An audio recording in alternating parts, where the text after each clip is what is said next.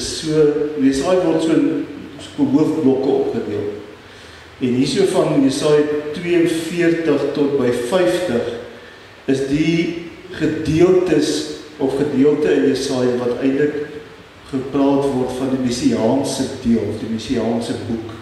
So baie van die verwysings, veral in hierdie gedeelte in Jesaja 42 tot 50, hou verband of vooruitspellings, profesie rondom die koms van die Messias. En hy is baie lief om dan ook in hierdie gedeelte die term te gebruik, die dienaar van die Here, of die diensknegt van die Here. En mens sal dit sien, dit gaan selfs 'n bietjie verder tot so by Jesaja 53, die bekende Jesaja 53 wat eintlik die gedeelte is in Jesaja wat vertel oor nie net die koms van die Messias, maar eintlik ook dit wat die Messias gaan doen, naamlik sy kruisiging. Ons moet hierdie blok van Jesaja. En dit word gesê, dit is eintlik geskryf toe die volk alreeds in ballingskap was. So hulle sit nou alreeds in ballingskap, weg van die tempel, weg van hulle godsdiens en hulle godsdiensbeoefening en al die dinge. Dis die tyd waarin die bekende Psalm 137 ook geskryf is. Hoe kan ek die Here loof by die riviere van Babylon, nee? Ons ken daai liedjie wat Bonnie M later jare bekend gemaak het, by the rivers of Babylon. Maar dit gaan eintlik oor Psalm 137, vir daai vraag van, hoe kan ek God dien? Hoe kan ek God aanbid as ek nie by die tempel is nie? En ons kan later 'n bietjie daaroor gesels. Maar voor ons lees, kom ons buig dit ons hoofde in gebed. Hemelse Vader, baie dankie dat ons vanmôre so saam rondom die woord kan wees. Baie dankie vir elkeen wat hier is, kuiergaste, vriende, en elkeen wat net gekom het omdat hulle geroepe was om vanmôre hier te wees. Here, daar is nie so iets soos 'n toevalligheid nie. Mense is nie maar net toevallig hier vanmôre. Daar is 'n rede vir ons elkeen om hier te wees. U het reeds in die week wat voor was en voorgelê het, voor vandag, het U deur die Gees reeds in elkeen van ons hart gewerk en U het ons reeds voorberei vir hierdie woord wat hier ontvang moet word. En daarom is my gebed, Gees van God, dat U ook nou sal kom en elkeen van ons sal ontmoet. 'n ontmoeting met ons sal hê, soos wat ons hier sit vanmôre. En dat U opnuut weer ons elkeen sal aanraak deur die Gees. Kom vul ons met die Gees. U is die inspirasie vir die woord. U is die een wat dit ook nou in ons elkeen kan neerskryf en neerpen. En ons kan inspireer om te doen wat U van ons vra. En daarom is my gebed vanmôre, Here, dat U ons elkeen sal aanraak, dat U U hand oor ons sal hou, dat U vir ons sal lei, ook vanmôre deur hierdie erediens. Ook vir my as prediker, Gees van God, is dit my gebed dat U sal kom en dat U U hand op my sal hê. Dat die woorde wat ek vanmôre aan die gemeente bring nie my eie woorde is nie, maar dat ek in die spreekbuis is wat die woord bring. Spreek deur my, gebruik my as U instrument en ons bring aan U al die lof en die eer in die naam van Jesus Christus ons verlosser. Amen. Jesaja 42 van vers 1 af. Hier is my dienaar, ek stel hom aan, ek het hom uitverkies, hy geniet my guns, ek laat my Gees op hom kom, hy sal my wil aan die nasies bekend maak, hy sal nie roep nie, hy sal nie hard skree nie, hy sal nie sy stem op straat laat hoor nie, 'n geknakte riet sal hy nie afbreek nie, 'n lampet wat dof brand, sal hy nie uitdoof nie. Hy sal my wil bekend maak soos dit is.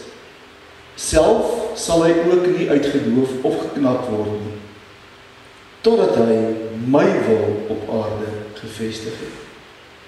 Die eilande wag op wat hy hulle sal leer, soos die God, die Here. Hy wat die hemelkoepel geskep en dit oopgespan het, Hy wat die aarde gevorm het en alles wat dit oplewer. Hy wat aan al die mense op aarde die asem gee. Die lewe aan alles wat op aarde beweeg.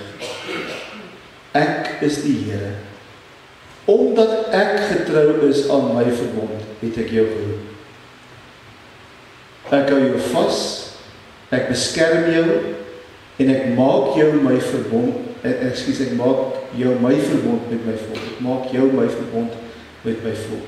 My lig vir die nasies. Jy sal blindes laat sien. Jy sal gevangenes uit die tronk bevry. Wie in die donkerte van die gevangenes sit, sal jy laat uitgaan. Ek is die Here. Dit is my naam, die eer wat my toekom, gee ek aan geen ander nie. Die lof wat my toekom, gee ek nie aan gesnede beelde nie. Wat ek vroeër aangekondig het plaasgevind. Ek kondig nuwe dinge aan. Voor dit gebeur, laat ek julle al daarvan hoor. Broers en susters, voordat ek vanmôre oorgaan tot die prediking, het ons vanmôre, en ek weet dit is so half ongewoon, maar ek dink dit pas ook hierin, want dit gaan in hierdie gedeelte waar die Here ook vir ons sê, hier is my dienaar. En ek het vir vanmôre, het ons een kerkraad sit wat ons gaan bevestig. En ek wil graag vanmôre hê dat ons as gemeente eers saam luister na die formulier.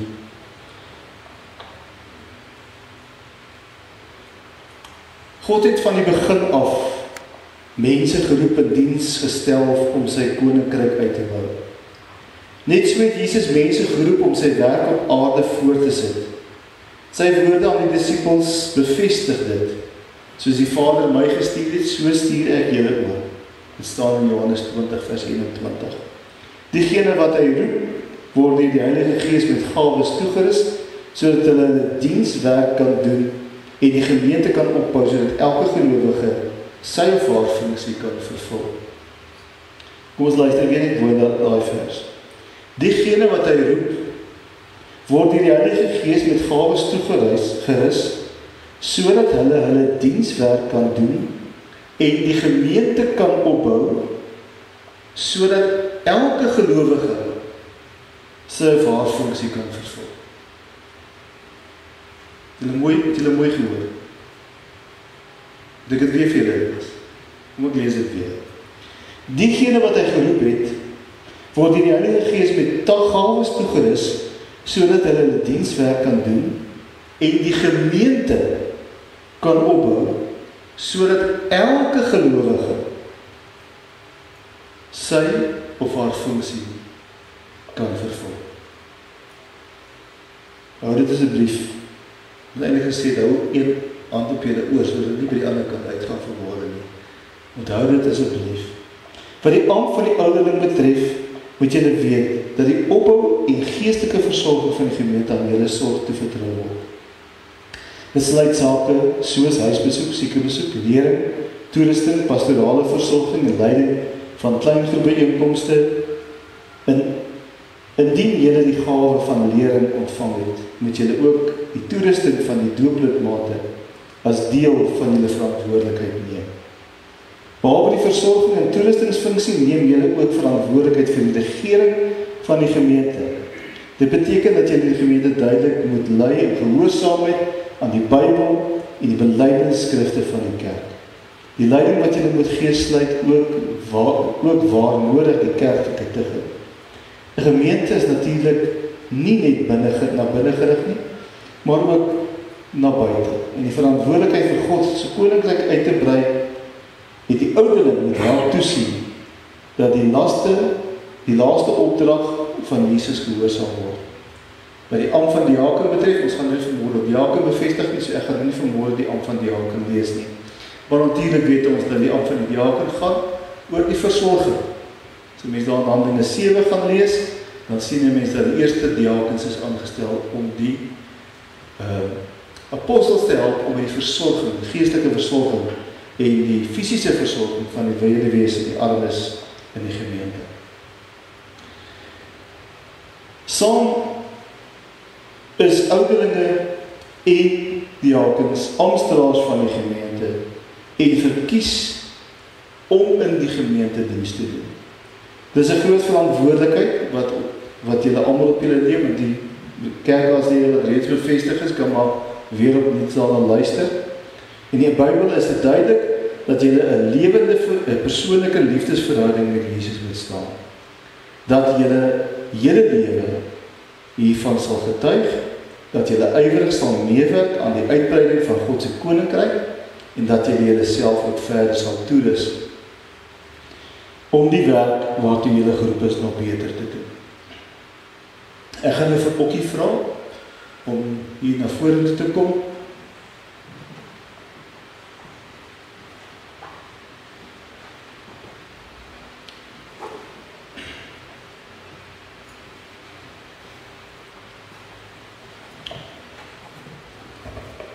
Okkie, ek gaan vir jou 4 vrae lees en ek wil vra dat jy aan die einde vir my daarop opregs geantwoord is. Is jy daarvan oortuig dat God self jou deur sy gemeente tot hierdie ampt en hierdie besondere diens geroep het? Aanvaar jy die Ou en die Nuwe Testament as die enigste onfeilbare woord van God en as die volkome leer van die verlossing en verwerp jy alle leringe wat daarmee in stryd is? Beloof jy om jou ampt, soos dit aan jou voorgehou is, volgens hierdie leer getrou te vervul en aanvaar jy dat jou medegelowiges die verantwoordelikheid het om jou te help om op die regte pad te bly en jou dienswerk so uit te voer? Wat is hier op hart op jou antwoord? Broers en susters, julle het nou gehoor wat Okkie vanmôre hier belei het en beloof het voor die preekstoel. Maar onthou wat ek vir julle gelees het. 'n Kerkraadslid, en ek gaan nou vra die ander kerkraad ook sommer net hier voor by ons kom staan, is net die voorbeeld vir ons elkeen. En wat hulle doen, is eintlik wat ons elkeen behoort te doen as gemeentelid. So wat ons gelees het vir die ouderling, is van toepassing op almal. Daarom het ek dit gelees voordat hy gestaan het, sodat julle almal dit kan hoor. Ek wil nou graag hê dat al die kerkraadslede net vir my huidige kerkraadslede sommer ook hier die voor sal kom staan.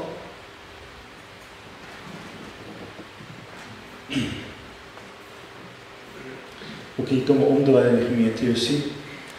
Okkie, baie geluk met jou bevestiging geworden.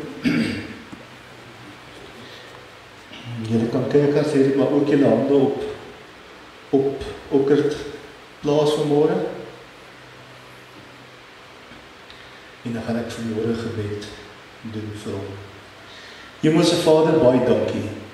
Dankie dat U mense roep, mense gereed maak in hulle harte vir dienswerk.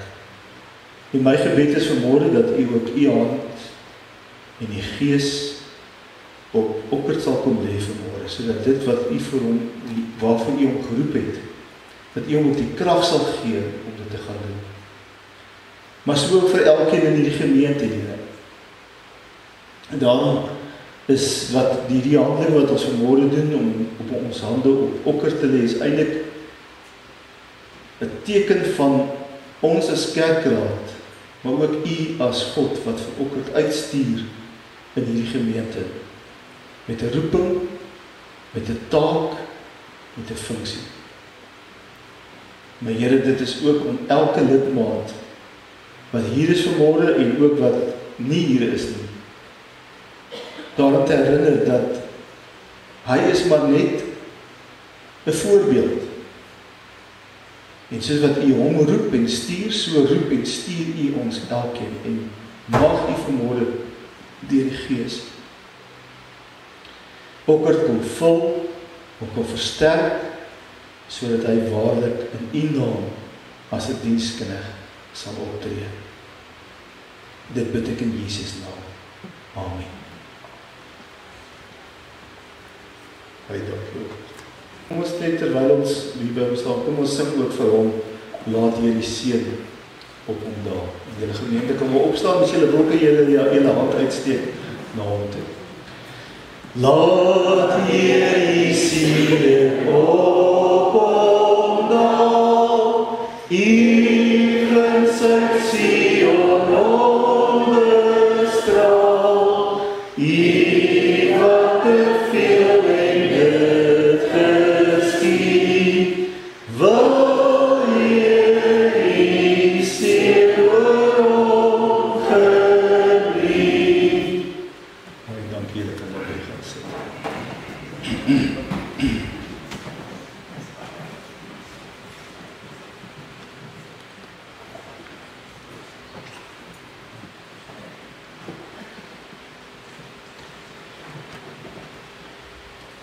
So ek het reeds so 'n bietjie van 'n inleiding gegee oor Jesaja 42 en die agtergrond, die groot prentjie waarin hy staan. En dat ek gesê hierdie gedeelte is eintlik geskryf vir die volk wat al reeds in ballingskap was. En dat die Here met hulle gepraat het en hulle weer net bietjie troos te gee, te sê daar kom iemand. Nou ons leef in 'n tyd in die wêreld waar die laaste voel dit my bietjie so of mense amper half in 'n tuimeldroër leef. Nee, as 'n mens op na wêreld gebeure kyk, op dinge wat in ons eie land gebeur, voel dit vir my baie keer of ek so 'n tuimeldroër is, want jy word so vinnig geskommel deur dinge wat gebeur, dan is dit wat gebeur, dan is daar opstande in Iran, en dan word die president van Venezuela gevange geneem, en dan vind daar weer ander dinge plaas hier, en so gebeur die dinge net rondom ons. En dit voel baie keer vir mense, of mense half in 'n tuimeldroër is, amper om te sê, stop net so bietjie. Gee ons net so bietjie asem, 'n kans om asem te haal, om asem te weet, net wie ons sinne en ons dinge by mekaar te kry. En ek dink in 'n sekere mate was Israel ook in hulle lewe, in hierdie tyd waar hulle is in hulle lewe, was amper ook so gewees. Die ding het so vinnig gebeur. Een oomblik was hulle nog in Jerusalem, die tempel was daar, hulle het hulle godsdiens beoefen, daar was 'n koning op die troon gewees, dit het met hulle eintlik as volk relatief goed gegaan. Die volgende oomblik word Babel, word 'n groot, ryk, 'n sterk en 'n magtige ryk, en die volgende oomblik sit die Babyloniese ryk reg op die voorstoep van Israel. Word die jong manne weggevoer, as 'n mens daai boek Daniël gaan lees. Daniël en sy vriende was van die eerste ouens wat weggevoer is in ballingskap, al reeds hier so in die jaar 604 rond, dink ek, as ek reg onthou, is hulle weggevoer na Babylon toe. En later het die volk nie geluister nie, en die koning was hardkoppig geweest, en hy het weer gerebelleer teen Nebukadneser, en toe kom daar 'n volgende vlaag, en toe is hulle so omtrent hier in 598, is hulle weggevat, en toe is daar nog nie gehoor gegee, en toe kom hulle en hulle vernietig Jerusalem, so omtrent in 580 voor Christus. Toe word die tempel vernietig, die res van die groot deel van die volk word weggevoer Babylon toe. Die tempel is vernietig, dit wat daar in die tempel was, is gebuit en gesteel en weggevoer ook Babylon toe. En dan moet die mense ietsie verstaan, dit wat vir die Jood belangrik was. Vir ons is 'n kerkgebou, of ek vanmôre hier kom kerk hou, of ek in Mosselbaai kerk hou, of ek in Kaapstad kerk toe gaan, 'n kerkgebou is 'n kerkgebou. Vir meeste van ons maak dit nie regtig saak nie. Ja, ons almal het maar ons kerk, en ons is maar baie keer getrou, maar 'n kerk is 'n kerk. Daar was net een tempel in Israel. En dit was die amptelike plek waar godsdiens, die Joodse geloof beoefen is. So as jy wou godsdiens beoefen, het jy na Jerusalem toe gegaan, na die tempel toe gegaan. En daar het jy gaan aanbid. Daar het jy jou offers gebring, daar het jy die feesdae bygewoon. En daar was die hart van jou geloof gewees. En ewe skielik is dit niks. Die tempel is nie meer daar nie. Die mense sit in 'n vreemde land. Hulle is nie meer eers naby die tempel nie. Hulle is 600-800 kilometer verwyder. Nou daai vandag se dae is dit vinnig ons stil in 'n motorkar en ons ry. Maar daai dae, weet jy maar met die Boetfords, Potifar, jy het maar geloop waar jy wil wees. Jy het nie gekom waar jy wil wees op jou eie nie. Of vinnig in 'n kar of in 'n vliegtuig geklim of vinnige voertuig nie. So 800 kilometers.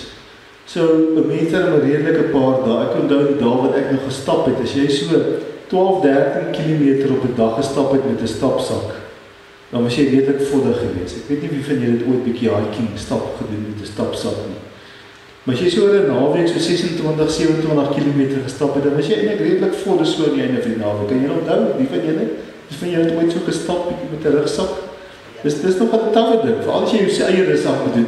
Ek sien deesdae soos die plekke hierdie Camino en die plekke, het jy nie nodig om jou stapsak saam te dra en jy gaan loop net. Dink is 'n bietjie anders saak, maar as jy nou jou kos en jou klere en jou alles op jou rug moet saamdra, dit vat bietjie aan net. So verstaan die omgewing, verstaan die plek waar die Israeliete bevind. Dink jouself in, as ons nou hier gevat word en ons word geplaas in 'n land waar 'n ander vreemde God aanbid word en daar's geen kerk insig nie.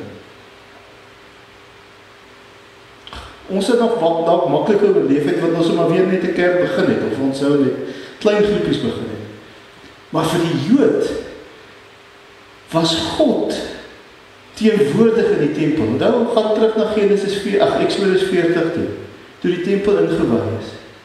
Het die rookkolom bo die tabernakel gekom, dit was nog die tabernakel, die voorloper, en die teenwoordigheid van God het so die tabernakel gevul, dat Moses en Aaron nie eens in die tempel kon ingaan. So in die Joodse gedagte was die tempel die plek waar God teenwoordig is. En as die tempel afgebreek is, want dit was die teologie wat hulle geglo het, nou dat die tempel afgebreek is, waar is God? Waar gaan ek heen om God te kry? Waar moet ek nou vir God ontmoet? En dan kom sê die Here hierdie belangrike woorde van hoofstuk 42 vers 1. Hy sê, hier is my dienaar. So te midde van hierdie omgewing en hierdie omstandighede en hierdie plek waar die volk hulle bevind, kom sê die Here vir hulle, hier, ek kom stel my diensknegt aan. Ek kom stuur julle die diensknegt. En binne die oor van die Jood, so hy geweet het, hierdie diensknegt waarna verwys word, is die Messias, is die een wat sou kom om hulle te red. Is die een wat sou kom om hulle te verlos. En daar wil ek vanmôre sê, dat in 'n tyd en in 'n wêreld waar ons so deur 'n tuimel deurgaan en ons nie altyd weet of ons kop bo is en of ons voete bo is nie, wil die Here vir jou vir my kom sê, vertrou op my. Redding kom van my. Ek neem die inisiatief in hierdie wêreld vir die verlossing, maar ek is ook die soewereine God wat aan bewind is in hierdie wêreld. Maak nie saak wat gebeur nie, ek bly steeds God in 'n wêreld wat vinnig verander en vinnig sommer net 'n nuwe baadjie aantrek. Bly ek dieselfde. En ek kom maak 'n belofte vir julle dat ek, net soos dit vir Israel, stuur ek vir julle 'n Messias. Ek stuur vir julle 'n diensknegt. Ek stuur vir julle iemand wat julle sal kom verlos. En dan moet 'n mens mooi luister wat daar staan. Daar staan, hier is my dienaar. Ek stel hom aan. Niemand anders nie. Hy is nie gekies op 'n demokratiese manier nie. Hy is nie 'n diktator nie, maar hy is deur God aangestel om te heers, om te kom. Ek het hom uitverkies, sê die Here. Dis my keuse, en ek stuur hom. Hy geniet my guns, met ander woorde, hy is een wat in my guns is. Hy is die een wat my stempel van goedkeuring wegdra. En dan 'n belangrike ding, hy sê, ek laat my gees op hom kom. Nou hierdie Sondag is tradisioneel ook die Sondag waarin 'n mens terugdink na die doop van Jesus. En wat het by die doop van Jesus gebeur? As ons Markus 8 gaan lees, as jy Johannes 1 gaan lees, wat het gebeur? Toe Jesus klaar gedoop is en hy opgekom het uit die water, het iets gebeur. Wie van julle, skip net so as julle weet, hier onthou. Die Gees van die Here het hom neergedaal en die Here het gesê in die hemel, hier is my geliefde seun, my diensknegt, my geliefde seun, in wie ek 'n welbehae het. En die duif het as teken van die Gees het op hom neergedaal. So toe die Jesus gedoop is, het hier die woorde van Jesaja 42 waar geword in die persoon van Jesus. En wat God eintlik vir jou en vir my kom sê, is dat ek nie net 'n belofte maak van iemand wat sal kom om julle te verlos nie. Ek sal self kom om julle te verlos. Ek is die een wat myself gee vir jou, sodat jy die ewige lewe kan hê. En dan is die mooi in hierdie hele verhaal, hierdie hele gedeelte in Jesaja 42, wat hy sê daar in vers 2. Hy sal nie roep op en hard skree op die straat nie. Hy sal nie sy stem op straat laat hoor nie. Ek gebruik baie keer die beeld om te sê dat Jesus is nie soos die Amerikaanse polisie wat ons baie keer op televisie sien nie. Die Engelse polisie is bietjie anders, hulle skop nie deure af nie, maar die Amerikaanse polisie, as jy die polisie reeks kyk, as jy weer kyk, dan skop hulle deure af, jy sien net skeniere trek en splinters trek in die wêreld in nie, en dan forceer hulle self hulle pad in. Jesus is nie dit nie. Hoe leer ons Jesus ken? Leer ons ken daar in Johannes 3 vers 20 as hy sê, kyk, ek staan by die deur van jou hart en ek klop. Ek klop. As 'n bekende skildery van hierdie deur, as in 'n paar skildery, maar die bekende een wat hierdie deur is, maar daar's geen handvatsel aan die buitekant nie. En die bedoeling daarvan die skilder was om te wees dat Jesus kan nie eers die deur oopmaak nie. Die enigste persoon wat die deur kan oopmaak, is die persoon wat aan die binnekant is. En die Here sê vir ons, as jy die deur oopmaak, sal hy by jou inkom en sal met jou feesmaal vier. Jesus kom nie met geweld nie. Hy kom ons nie oorrompel nie. Hy kom ons nie verlei met allerlei mooi praatjies en beloftes wat hy sal kom doen nie. Hy kom in sy persoon en hy kom in sy eerlikheid en hy kom maak siek mense gesond.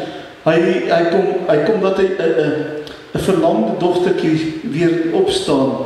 Hy maak die vrou met bloedvloeiing, maak hy gesond, as hy net aan sy soem van sy kleed vat.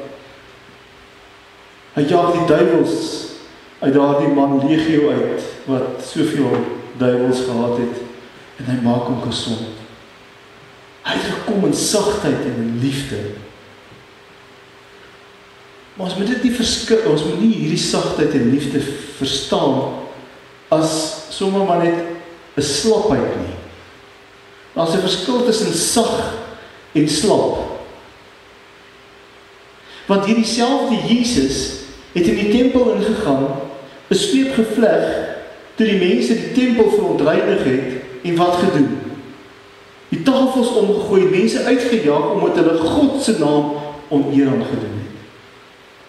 Dieselfde Jesus, wat vir die mense gesê het, toe die vrou wat met oorspel betrap is, by hom kom, vir hom sê, sy moet gestraf word, het hy vir hulle almal gesê, die een wat sonder sonde stel 'n steen op. Hy het nie aanvaar dat sy maar 'n oorspelige vrou is nie. Wat sê hy vir haar toe hy haar wegstuur? Hy sê vir haar, gaan en sondig nie meer. Ons as kerk moet in hierdie wêreld die voorbeeld van Jesus volg, om in die liefde van Jesus op te tree. Ons moet daar wees om die armes te versorg en die siekes. Ons moet 'n plek wees waar die mense, die wêreld, die sagheid van God, die liefdevolheid van God kan beleef en kan ervaar hier in 'n gemeente. Hier in 'n gemeente is ons nie veroordelend teenoor mekaar. As ouers met 'n kind inkom wat bietjie woelig is, aanvaar ons hulle met daardie woelige kind. As iemand hier inkom en hy het miskien nie dieselfde klere aan as ek nie, 'n kort broek, of dalk kaalvoete, soos wat ek in my gemeente daar in Vyfhoek, toe ek daar op hierdie kant was daar 'n boer wat nooit skoene aangehad het nie. Hy het altyd met kaalvoete geloop en ek het kaalvoete kerk toe gekom. Maar niemand het vir hom gesê, jy is nie welkom nie. Hy was ontvang met liefde. Maar terselfdertyd beteken dit nie dat ons as kerk slap is nie, en dat ons rigtingloos is, en dat ons nie 'n woord van God het waarop ons staan nie. Ons kan nie maar net aanvaar die sonde van die wêreld nie. Ons kan maar nie net aanvaar dit wat die wêreld vir ons voorskryf nie. Want dit wat vir jou en vir my waar is die woord van God. En ons mag as kerk nooit ons rug buig en kompromie aangaan met die wêreld, net sodat of net terwille daarvan om mense te aanvaar nie. Ons aanvaar mense in liefde, maar ons te wys ook tereg, want die Here het die sondaar lief, maar hy haat die sonde. Vir die oorspelige vrou het hy gesê, gaan en sondig nie meer. En so moet ons as kerk ook die moed van ons oortuiging hê om te sê, die Here leer ons wat is sonde. Die Here leer ons wat is moraliteit. Die Here leer ons wat is reg en wat is verkeerd. En ons leef in 'n wêreld waar daar nie meer reg en verkeerd is nie. Wat ek sê is reg, word deur iemand anders beskou as nee, jy is verkeerd. En ons aanvaar nie eens meer die reg wat die woord van God vir ons leer nie. En as kerk kan ons dit nie doen nie. Jesus het dit nie gedoen nie. Alhoewel hy in liefde en in sagtheid gekom het, en nie die geknakte riet gebreek het, en nie die dowwe lamp het uitgeblus het nie, het hy tog ook nie die sonde toegelaat nie. Vir die oorspelige vrou gesê, gaan dan en sondig nie meer. En vir elkeen wat 'n klip wou gooi om haar te stenig, het hy gesê, as jy sonder sonde is, stel jy die eerste klip op. En daarmee het hy ook tereggewys om te sê, moenie dat ons die oordeel vel nie. Aanvaar, en ons moet as 'n gemeente in 2026 moet ons 'n gemeente wees, wat ook oop is in liefde, mense aanvaar, ons harte oopmaak, mense versorg, mense bekendstel in die liefde van die Here, maar nooit mag ons 'n kompromie met die wêreld aangaan om te sê, dis maar alles reg nie. Want dis nie wat die Here vir ons vra nie. As die Here vir ons sê dat ons die lig moet bring, dan beteken dit dat ons die lig van Jesus moet bring. In Johannes 1, toe Jesus kom het aan die wêreld staan daar en hy het gekom om die lig te bring. Matteus 5, julle is die lig vir die wêreld. Watter lig? Nie my lig nie. Maar God se lig moet deur ons skyn. Jesaja 42 kom vertel vir ons van die verlosser. Die verlosser Jesus Christus, 'n diensknegt wat gekom het om te dien, nie om op 'n troon te klim en te heers nie. Hy is deur God aangestel. Die Gees van God het oor hom gekom sodat hy kon doen wat God vir hom gevra het om te doen, om die wil van God te bring. En dit was uiteindelik om aan 'n kruis te sterf vir jou en vir my. Hy het nie kompromie met die wêreld getref nie. Hy het sy liefde gewys, die mense aanvaar, maar hy het ook nooit anders opgetree as om die wil van God te gehoorsaam, eerder as die wil van mense. Mag 2026 vir ons 'n jaar wees, waar ons weer opnuut stil staan by hierdie wete, weer opnuut gaan nadink oor wie ons as Christen en as kerk is. Dat ons hier is met 'n doel, met 'n roeping, en dat die Here soos wat hy ook vanmôre vir Okkie geroep het en uitstuur, ons elkeen uitstuur. En ek nooi jou om vanmôre as jy hier uitstap, net op te kyk by die deur en te sien en te lees wat op daardie bordjie staan as jy uitstap by die deur, om te weet, dis waar. Ons elkeen se sendingveld lê daar buite. Elkeen van ons. Maak nie saak wie ek is, waar ek werk, wat ek doen, maar ons elkeen word gestuur met 'n roeping, met 'n opdrag. Wees my lig vir die wêreld. Amen. Hemelse Vader, baie dankie dat ons vanmôre so kon stil word rondom die woord, en dat ons weer opnuut net kon weet, Here, U is die een wat die redding en die verlossing initieer. U kom gee vir ons 'n belofte, U het 'n belofte gegee in die tyd van Jesaja, ongeveer die jaar 560, 570, toe die volk in ballingskap was. En U het dit waargemaak met die koms van Jesus. En as kerk is ons afwagtend vir die wederkoms, vir U wederkoms.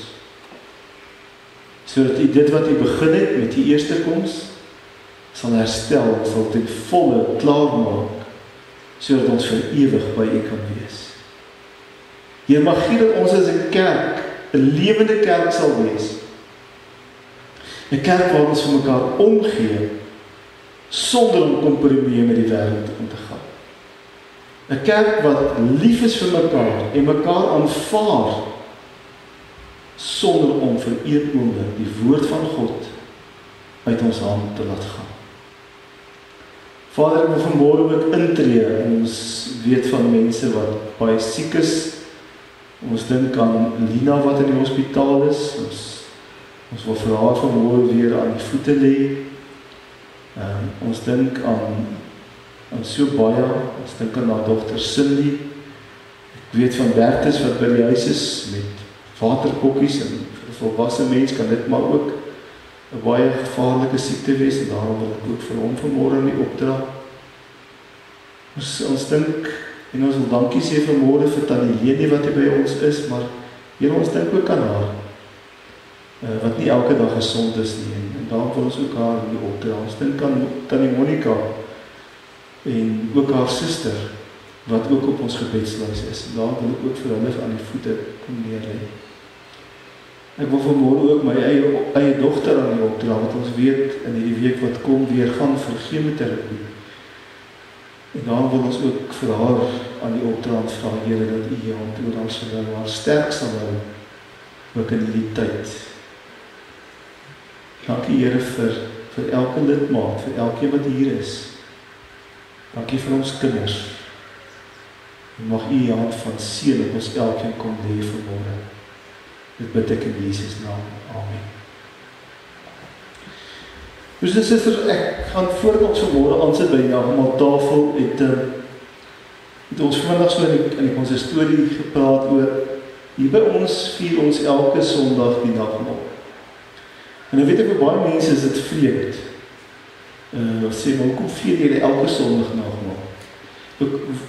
Wat is die normale gebruik? Die normale gebruik in die NG Kerk en die Gereformeerde Kerk en die meeste ander kerke is om dit hoeveel? 4 keer per jaar te vier, nee. Die vraag is waar het vandaan gekom? Het het vandaan gekom waar gemeentes groot was.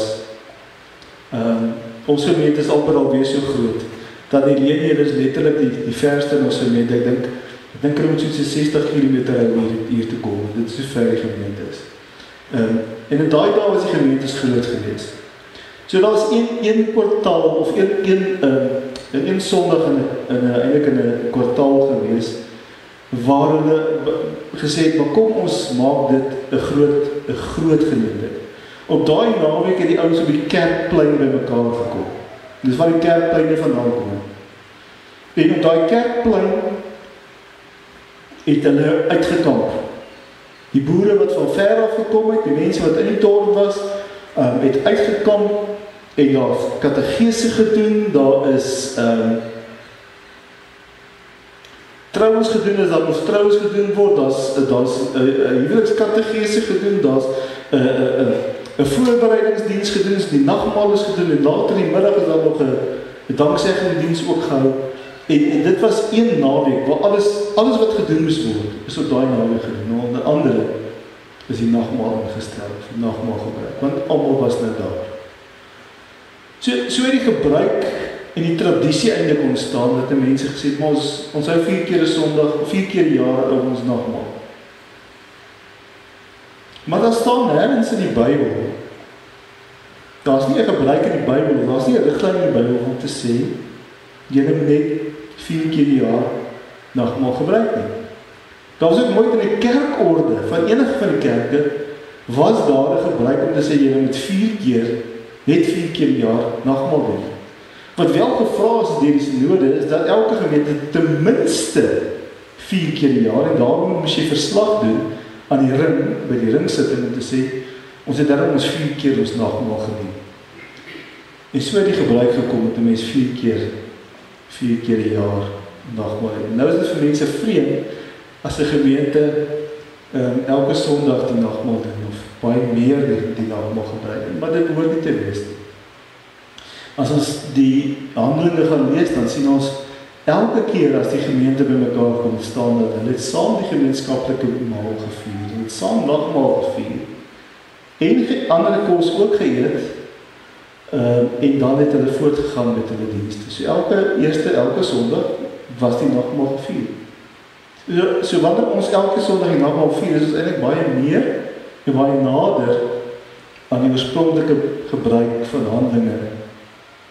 Maar gemeentes het die reg om dit te besluit om te sê, ek gaan net 4 keer per jaar doen. Ek bedoel, as mens nou groot gemeentes het, waar jy 4000 lidmate sit, is dit baie moeiliker om die nagmaal elke gemeente elke Sondag te vier, as wat jy 'n gemeente het waar jy 2 of 3 of 400 lidmate het. So mens kan verstaan, dit is nie vir almal prakties moontlik nie.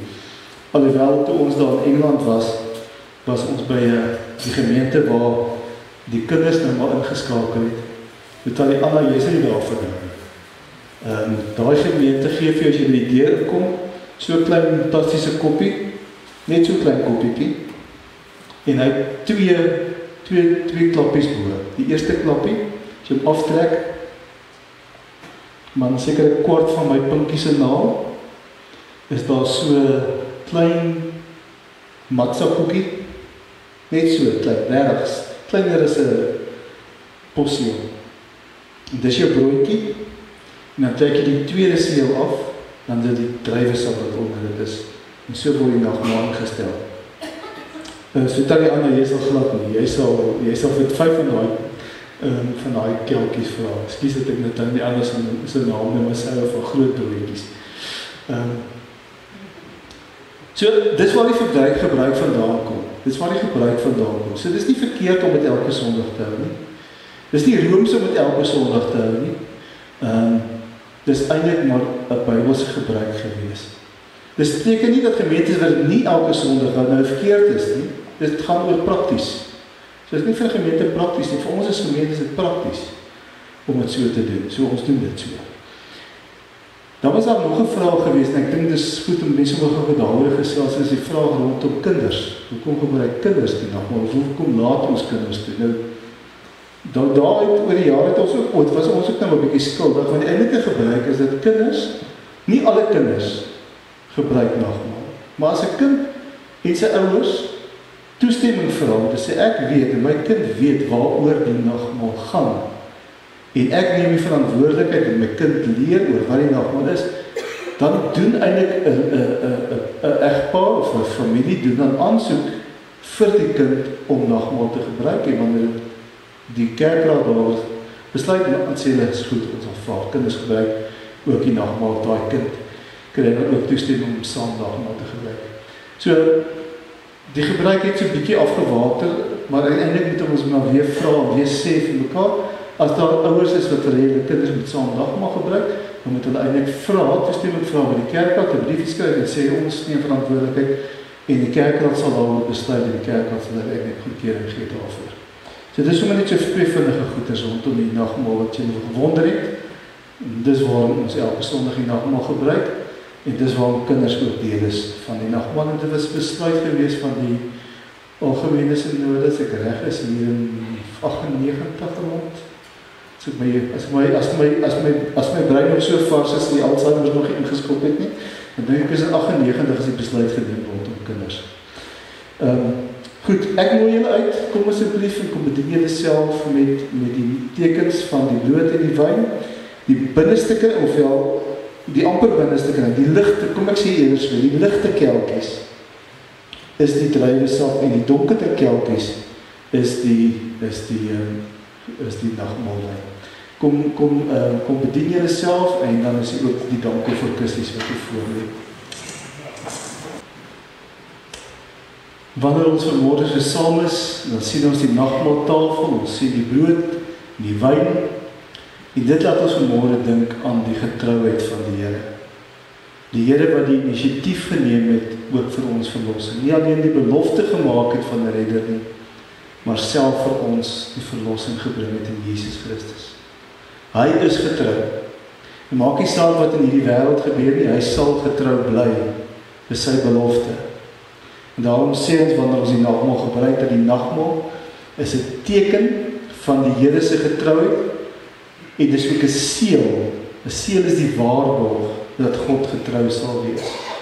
So wanneer ons vanmôre die brood neem en dit breek en die wyn neem en dit drink, kom ons dink daaraan dat God waarlik vir jou en vir my ook die seël is, die waarborg is van sy getrouheid.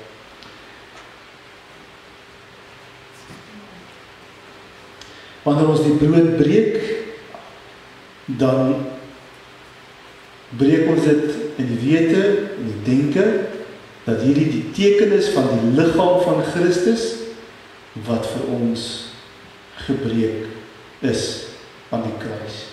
Neem dit, eet dit daarin en glo, dat sy liggaam ook vir jou gebreek is, as 'n volkome verlossing vir al jou sondes.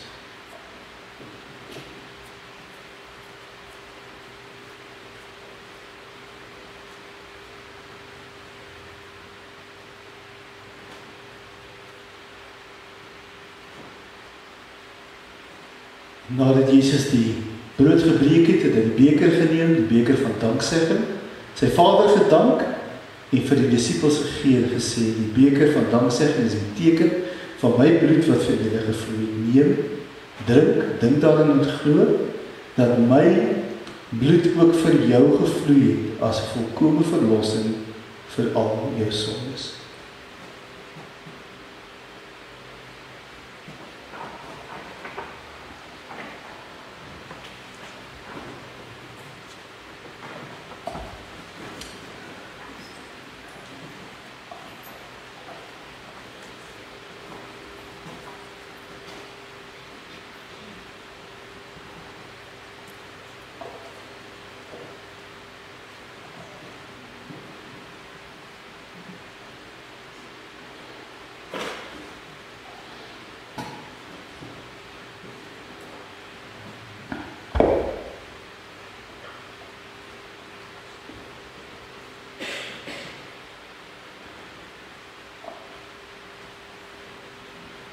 Ek wil nou spot vanmôre met Okkie.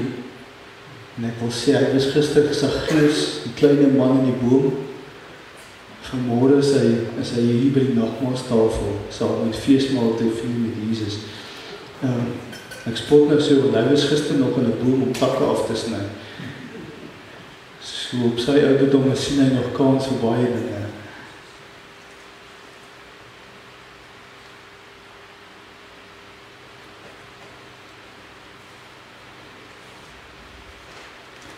Kom ons dank die Here saam.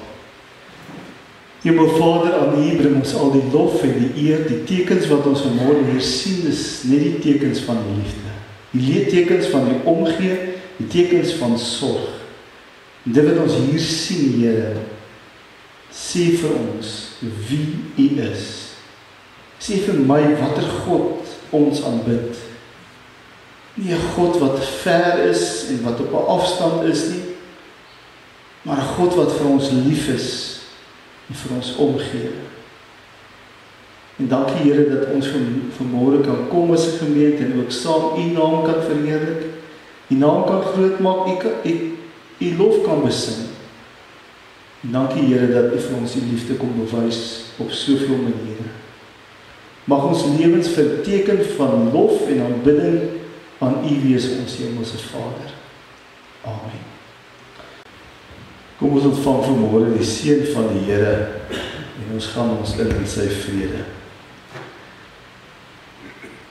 Gaan leef as mense van God se lig. Die Here sê, ek hou jou vas, ek beskerm jou, ek maak jou my lig vir die nasies. Amen.